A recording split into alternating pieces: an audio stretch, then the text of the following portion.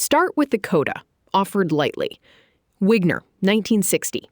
The unreasonable effectiveness of mathematics in the natural sciences. His framing, verbatim. The enormous usefulness of mathematics in the natural sciences is something bordering on the mysterious, and there is no rational explanation for it. And his closing line, exactly. The miracle of the appropriateness of the language of mathematics for the formulation of the laws of physics is a wonderful gift, which we neither understand nor deserve. The framework's small offering, and I mean small, if mathematics is the discipline of invariant structure, and a mind navigates precisely by abstracting invariant structure from experience, the loop's business, then in mathematics the mind meets a formalization of its own operating structure and finds it maximally intelligible for that reason. But be exact about the size of that. It explains why mathematics is intelligible to a structured mind. It leaves entirely untouched why the world answers to the same structure. Half the mystery at most. A coda, not a pillar. Now the spine. Lay the 6 side by side. The hard problem, inner speech, introspection, volition, the theory wars, and the math coda. And they share one shape. In each, inquiry runs cleanly to a boundary and stalls. And it's the same boundary.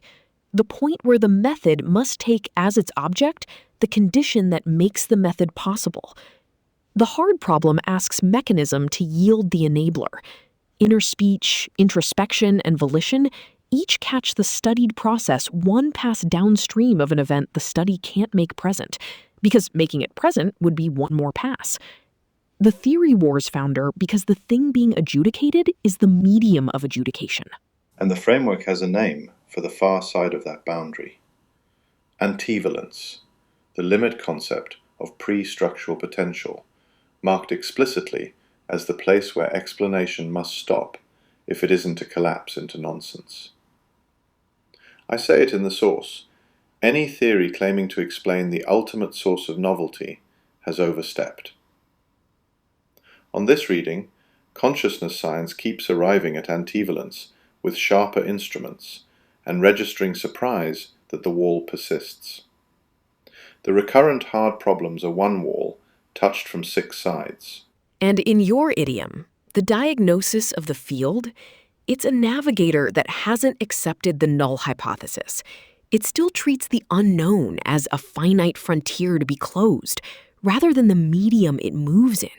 So it keeps mistaking the enabling condition for the last stubborn object, and building better instruments to pry at the one thing that could never be an object, because it's what the instruments are made of. Now the part without which none of this is honest. The ledger. Hold the pen and don't let me soften it. 3 entries. 1, it reclassifies. It does not solve.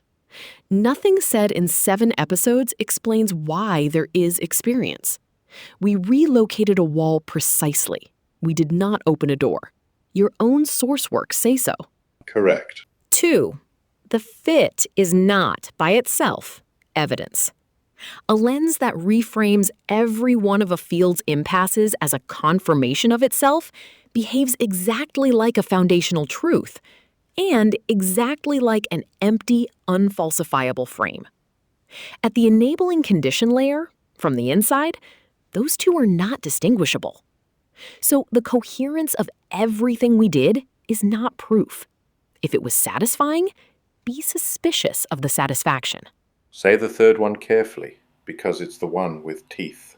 3, the framework has contingent empirical commitments that get no immunity and could lose to data. 3 named. That intervening on boundary stability outperforms content-focused treatment for certain forms of distress. A clinical claim, testable, and it could fail. That interpersonal conflict is better modeled as structural divergence in ordering than as factual disagreement. Testable. And the strong architectural one, that the 7 residents are both necessary and complete. 7. No 8th. Remove 1 and navigation degrades. The necessity of each is argued from a named failure mode. The completeness, these 7 and no more, leans on a rejustification of an Ericksonian scaffold, and it is the point where constrained, not arbitrary, is asserted somewhat past what has been shown. Those are the falsifiable edges. That's where the ocean can take the land back. And that is the note to end on, for this audience especially. NMF is not validated science. It is a structure held by a navigator who cannot step outside the reality it describes, offered as speculation, standing only as long as it keeps cohering and translating, and only until its exposed commitments meet the data that confirm or defeat them.